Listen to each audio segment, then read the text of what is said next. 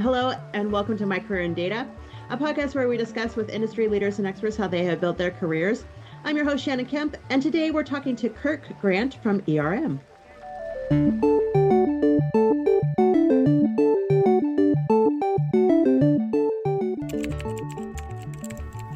Visit DATAVERSITY.net and expand your knowledge with thousands of articles and blogs written by industry experts, plus free live and on-demand webinars covering the complete data management spectrum.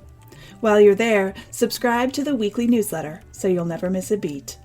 Hello and welcome. My name is Shannon Kemp, and I'm the Chief Digital Officer at DATAVERSITY, and this is My Career in Data, a DATAVERSITY Talks podcast dedicated to learning from those who have careers in data management, to understand how they got there, and to talk with people who help make those careers a little bit easier. To keep up to date in the latest in data management education, go to dataversity.net/subscribe. Today, we are joined by Kirk Grant, a senior consultant for data and visualization at ERM. And normally this is where a podcast host would read a short bio of the guest. But in this podcast, your bio is what we're here to talk about. Kirk, hello and welcome. Hi, thanks for having me. Thanks for being here. Okay, so you're the senior consultant, data analytics and visualization at ERM. So tell me, what type of business is ERM? So ERM is one of the world's largest pure play sustainability consultancies. We have about 8,000 plus employees globally across about 40 countries and territories, working in roughly, I think, about 160 offices. So we essentially help clients reach their sustainability goals, and our clients span across various industries, including but not limited to technology, energy, and healthcare, just to name a few. Wow. So a very hot topic in today's world. And I'm sure with all the laws coming down, it keeps you guys very busy. Yes, it's a hot topic for a lot of people in many different areas. ESG is a big one. Technology is a big one as well. And data has been a huge one for very, very massive players in the industry. So you're right. It's pretty big. Then tell me, what do you do for ERM? What's your typical work week look like? So my work week actually changes. I would say no week is the same for me. So I did mention before, we have roughly about 160 offices, and we're global. So sometimes I work on clients. I work with clients that are locally in North America, whether that may be the East Coast, the West Coast, Midwest. Sometimes I work with clients that are in Canada, both on East Coast side and the West Coast side. And sometimes I work with folks that are in Australia and Asia. So it kind of just varies depending on the week and the work I'm doing. But for me at ERM, I work with the data analytics and visualization team, which is usually a big mouthful. So we call it DAV team to kind of shorten things down a little bit. And I essentially help clients integrate their data analytics into their business practices.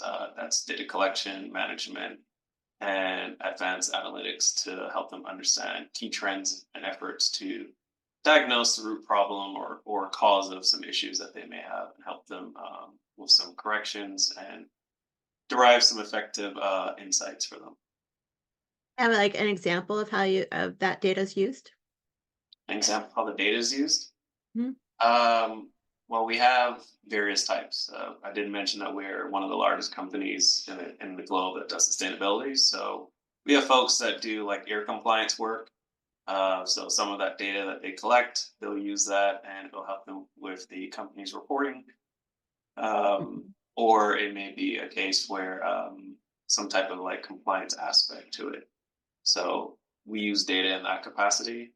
So we basically help the client know whether or not they're going to meet their goals for their reporting periods. Very nice. So, Kirk, tell me, is this what you dreamed of? Was this the dream when you were little? Say you were 6 years old, did you say, I'm going to grow up and be a senior consultant in data analytics and visualization? No. What was the dream? This is really far away from what I ever thought I was going to do. What was the initial dream? What did you want to be when you grew up? So I would say that um, for me, probably one of the biggest things that I wanted to do up until I would say 4 years ago, actually, was be a civil engineer. I grew Oh, up in really? Barbados. It's a small Yeah. country in the Caribbean. Mhm. And I wanted to be a civil engineer all my life, right down to like mapping out like the timelines and the college I want to go to and all these different things. So I had all that kind of down packed and planned. And I did go to college for civil engineering. I did do it. I went to Virginia Tech, graduate civil engineering degree. But back when I was younger, my dad owns a small construction company, so we spent a lot of time talking about engineering, talking about construction design, helping him with like some of the things he's doing. So I've been around it my whole life, and that's kind of like where I was envisioning my path to go. But what's funny is all of my friends work in IT. Every single one. All of my friends from college back home, they all studied IT, and I was the only one that did engineering. And we used to have these conversations almost every other week where they would tell me, "Hey, I think you should consider IT. You do really well in it. Like just the way like you think about things and how you analyze stuff, and you're able to like break things down into like small things or small tasks.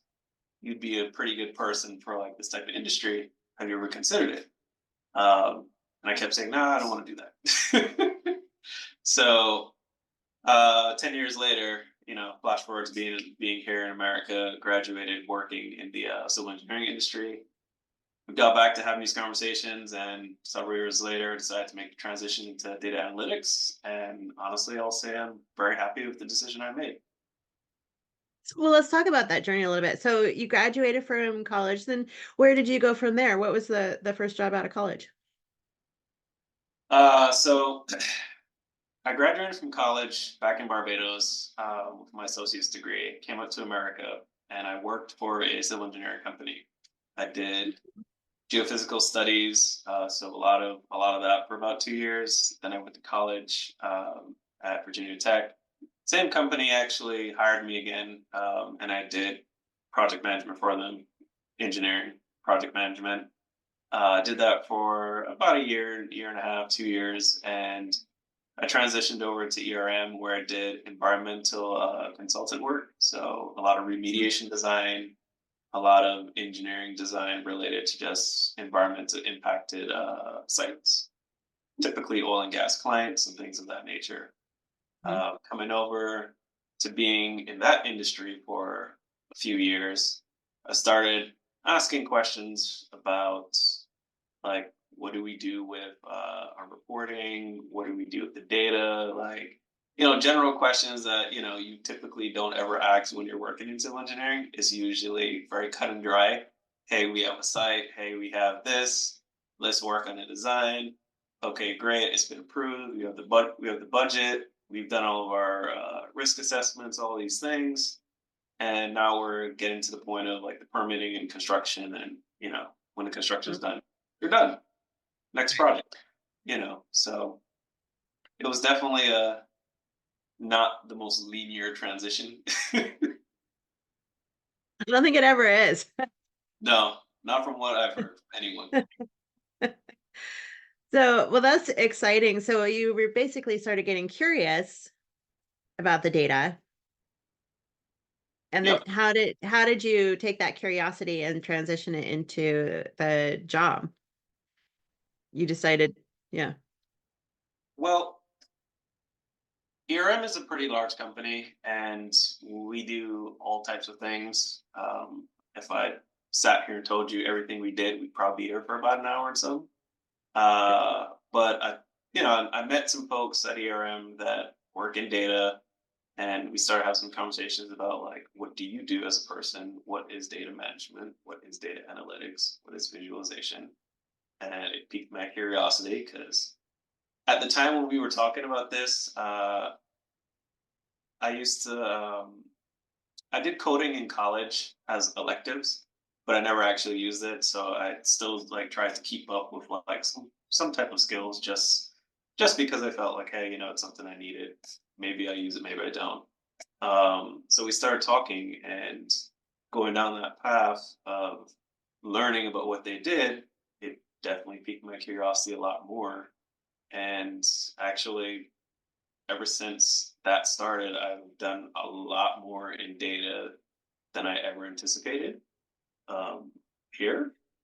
Yeah. And tell people what I do, and they sit back and say, "Oh wow, like that's a lot." Oh, that's amazing. I love that story. And and it is a common thread, I think, that I found with a lot of people who get into data. It's just that curiosity and a discovery of passion for it. So what is it that you find passionate that what was the part you found you were passionate about that drove you and just made you just switch that career momentum? To be honest, the reason isn't necessarily as happy as what a lot of people may say. So COVID put a lot of things in perspective for me. It put a lot. A lot of people globally lost their life through Mhm. COVID. A lot of people have suffered through it, and lasting effects and things of that nature. I have family members who lost close friends through COVID and stuff, and folks that I knew growing up. Mhm. So civil engineering, when you work in that type of space, there's a component of it that's, you have to be on a site, speaking to people, being there in person, and usually working with large groups of people in close proximities. And I realized at that point that, life isn't as long as I like it to be. Mhm. So Mhm. I felt like that was the time where if I was ever going to give this a shot, now was going to be the time. Mhm. And I made the decision to do it when I had that like realization of life. And I was fortunate enough that, ERM has so many different things that we do, so many opportunities. And I transitioned from being an engineer consultant into a data analytics and visualization consultant here. Um, and a little bit of backstory for me. I joined ERM at the end of 2020, January. So I joined like right before COVID. Oh yeah. So it was, all types of crazy things going on in the world at that point. And, Yeah. it was kind of a whirlwind of a situation just to see like how everything was playing out globally and in the country and everywhere else. Because while it was Yeah. going on, I still have friends and family that live back home in the Caribbean and other places in the world, and you're just seeing these things just play out. So you're going through all these emotions in your mind, like, hey, this could happen to me. Yeah. Yeah. Well, thank you for sharing that story. Yeah, it's definitely a good motivator. Yeah, Yeah. I tell people life is short. it is. It is indeed. So so tell me then, as you've followed your passion for engineering, finding this new passion with data, what's been your biggest lesson so far in your career? You don't know what you don't know. Mm. Mhm. That's been a common statement in most people that work in data. And the one thing I'll say, the biggest lesson for me is don't let that stop you from pursuing things, especially when you're young and able to try different things. I find Mhm. that a lot of us, we're faced with a lot of like uncertainty in life, student loan debt crisis and all types of other issues that folks of our generation have to face. So there's an aspect that people are scared to like make a change if they want to, right? So I'd say my biggest lesson, biggest career lesson is I'm here. I've been contemplating this choice for like 6 years. So I mean, I made the decision, 4 years into it, and I'm not upset with the decision. But even if I was, I at least tried it, and I can say I tried it. So that's what I'll tell people. Oh, I love it. So now that you are immersed in data and analytics, what's your definition of data? It's probably the simplest definition that people know. Data is information. It's facts, numbers, context, things that we use to analyze and make decisions. I mean, how I work with it, I work with and I manage high volume data.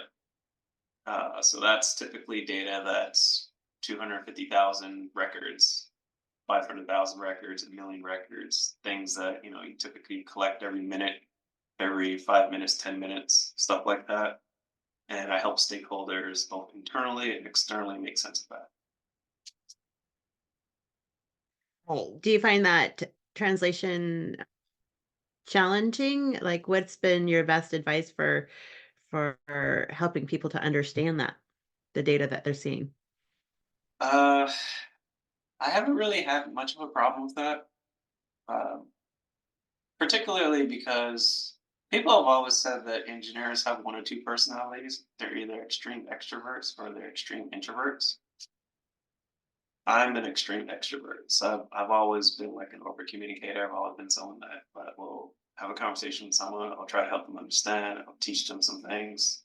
I'll ask them some questions, and we'll kind of go down this conversation path of, hey, so what did you learn? Did you like this? Did you not? Like, is it fun for you? Is it not? Like, so I've never really had that case of that being a pain point for me quite yet, because Mhm. most stakeholders I've interacted with, they're aware of what they have.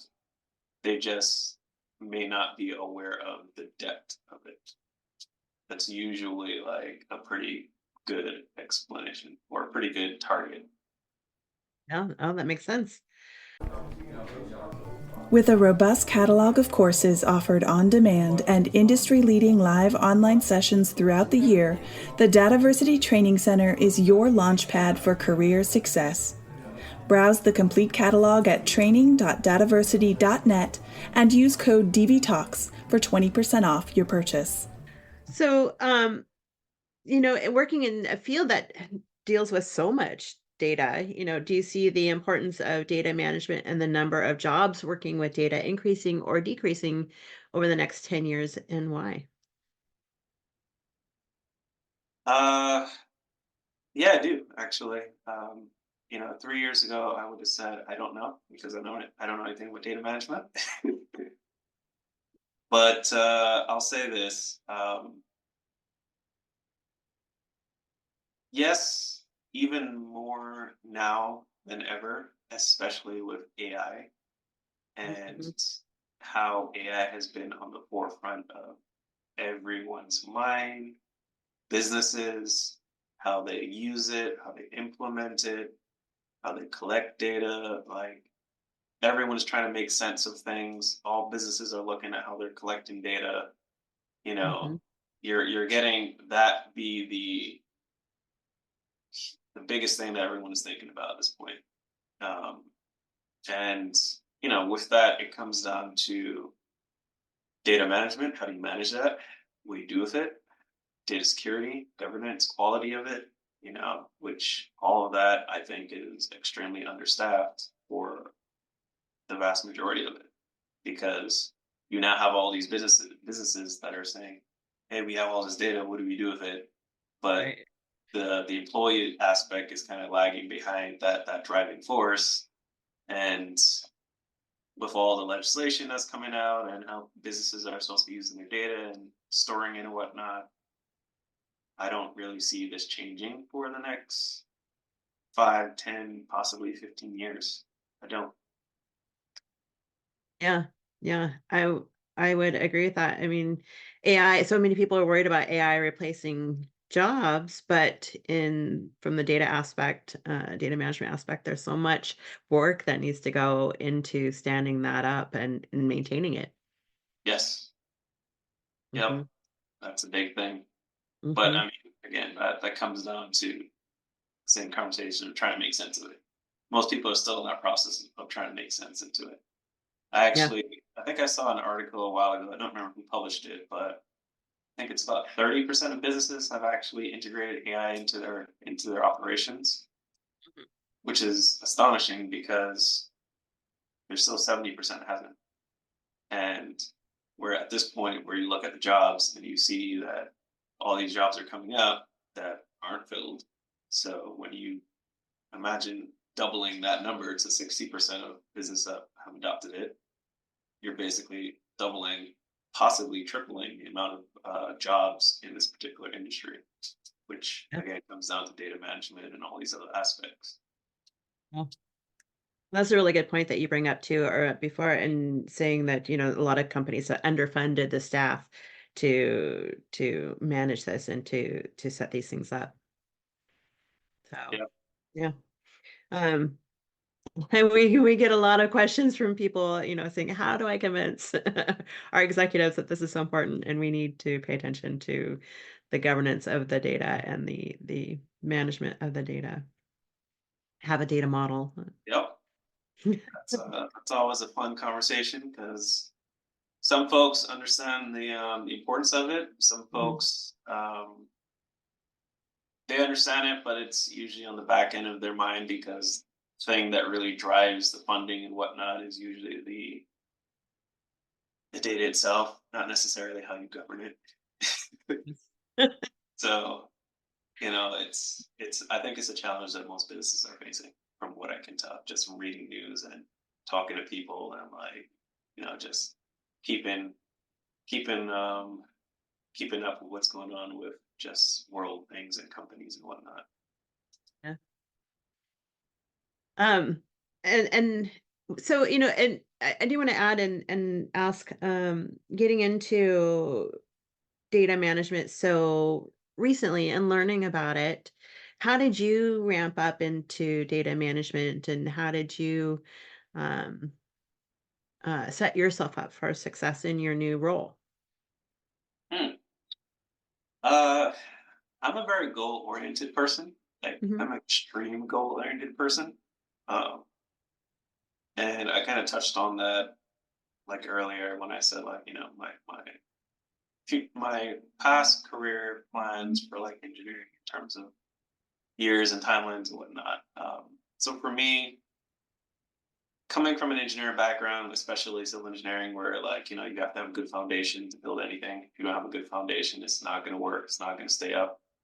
And we see that time and time again where buildings collapse, bridges Hmm. collapse. To me, this field is no different. Jumping into a place and not knowing anything, or not at least being curious to try to learn something, even if what you learn isn't even relative. Before I even got started, I took like a couple of coding classes, some in like Python. I took a few classes in like cybersecurity and a few things in like um, project management and stuff like that for like agile, just enough to at least give me a starting point. Whether I use all of it or not, at the time when I was doing it, it didn't really matter to me. What mattered to me is that I was immersing myself into the space. And I don't work in cybersecurity, as you know, but still having a little bit of knowledge about cybersecurity clearly is playing some type of like benefits into this conversation and other aspects, because you can't have data management without thinking about how you're doing the security. I didn't know that at the time, but here we are. Same thing with like some coding stuff. Like I didn't know I was going to be doing it at the time, and here I am. But I'd say for folks that are interested in getting into it, there is endless amount of information. It's out here for people to get started. Things are on YouTube. There's LinkedIn Learning, Udemy courses. There are podcasts. There are folks on LinkedIn that are very, very proactive with talking to people and trying to help people navigate this stuff through like weekly newsletters and all types of things that honestly, if you're interested in starting into this space, it's a lot easier than if you were considering it like 10 years ago. comparatively Yeah. speaking. Yeah, I wouldn't disagree with that. And I've said this often in this podcast and in many different areas that this community is so generous with their time and really just loves to network and talk about data. So don't be afraid to ask, right? So like Yeah, you say, LinkedIn's a great resource for that. Hmm. yeah, it is. Hmm. I can't tell you how many conversations I've seen on LinkedIn or just, contributed to, and I walked away saying, "Oh wow, I never knew that was a thing." Yeah, yeah. It's kind of amazing. Oh, yeah. So cool. Uh, Well, Kirk, this has been amazing. I love this journey that you've had. Um, it's a very personal journey, and thank you for sharing it with us today. Yeah, thanks for having me. I appreciate the time, appreciate the opportunity to speak, and I hope that someone finds it useful. And if anybody wants to learn about ERM and what the company does, how would they look that up? So you have a couple of different options. To me, the quickest way is to just go to www.erm.com, which is the company's portal's website. You can find pretty much anything there. A lot of the information that we talked about today, you can find there a lot. You can find a lot more information about what we do. Um, we have LinkedIn presence, a pretty hefty LinkedIn presence as well. We do letters and reports pretty frequently. That in itself is a completely different topic that will take up a lot of time. But my point is, the webpage is a very good place to get started. If anyone wants to find out anything more about what we do, sustainability wise, they can always reach out to me on LinkedIn. Um, my name is Kirk Grant, KirkGrant. It's pretty easy to find. And if I don't know what you're looking for, I can probably find someone that does. But that's pretty much it. Well, I love it. Thank you so much. And we'll make sure to post those links to the website, to the podcast website as well. So thank you. Thank you so much for taking the time to chat with us today. So I really appreciate it. And just for all of our listeners out there, if you'd like to keep up to date in the latest in podcasts and in the latest in data management education, you can go to dataversity.net/subscribe. Until next time, stay curious, everyone. Thank you for listening to DATAVERSITY Talks, a podcast brought to you by DATAVERSITY. Subscribe to our newsletter for podcast updates and information about our free educational webinars at dataversity.net/subscribe.